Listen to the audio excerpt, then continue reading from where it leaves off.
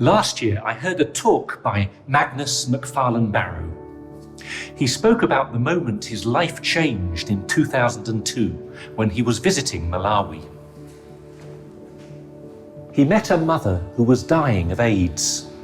Her 6 children were gathered around her, and Magnus asked the eldest son, Edward, what he hoped for in life. He said, to have enough to eat and to go to school one day. Magnus said to himself, we've got to do something to help, however small. His first tiny project gave food to 200 children in southern Malawi. Since then, Mary's Meals has grown into an international charity delivering school meals to children in many countries each day. Magnus felt called to do something.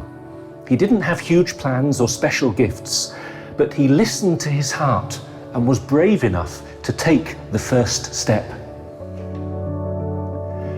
The word vocation simply means a calling.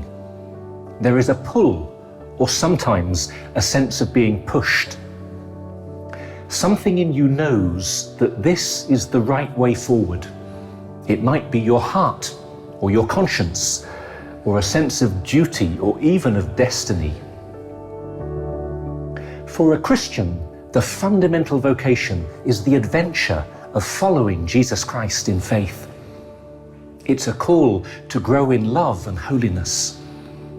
Our ultimate vocation is to share God's life in the glory of heaven, to see Him face to face. This is what we were made for.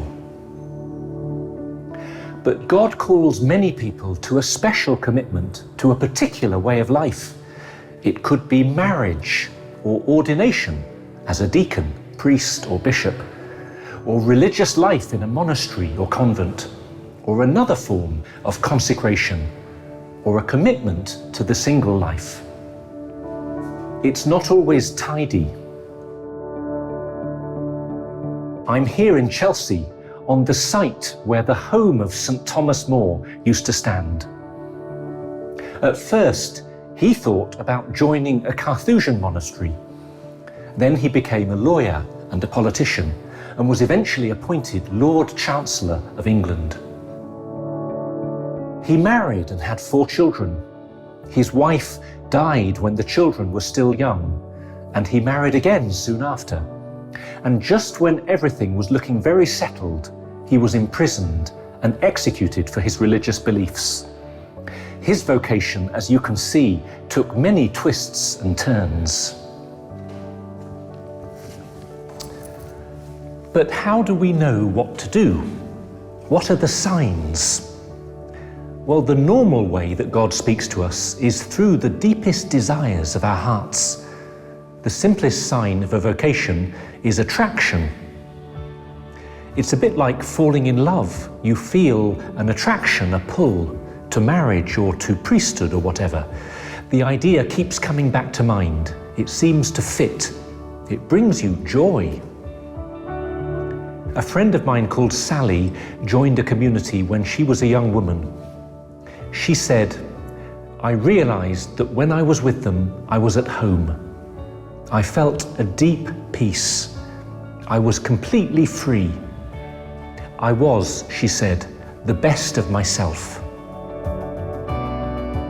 God can speak to us in different ways. When we pray, when we read the Bible, when we talk to people, when something unexpected happens. Sometimes we get a feeling that He is saying something to us. It seems like a sign. But sometimes it's not like falling in love. It can be a deep, dark knowledge that we need to do something, a sense of obligation that we didn't choose or that we can't explain. God can take us by surprise.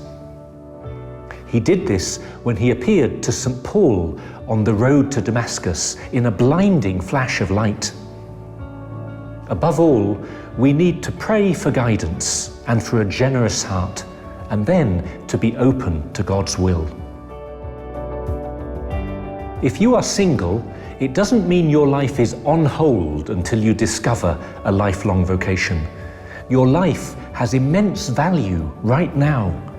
You are called to holiness right now. You can trust that in this moment, this is where you are meant to be, and that God has great plans for your future. He has not forgotten you. John Henry Newman wrote these words to himself when he needed reassurance. He said, "God knows me and calls me by my name. God has created me to do him some definite service. He has committed some work to me which he has not committed to another. I have my mission. I may never know it in this life, but I shall be told it in the next. I am a link in a chain, a bond of connection between persons. He has not created me for naught. I shall do good, I shall do his work." These beautiful words are true for each one of us.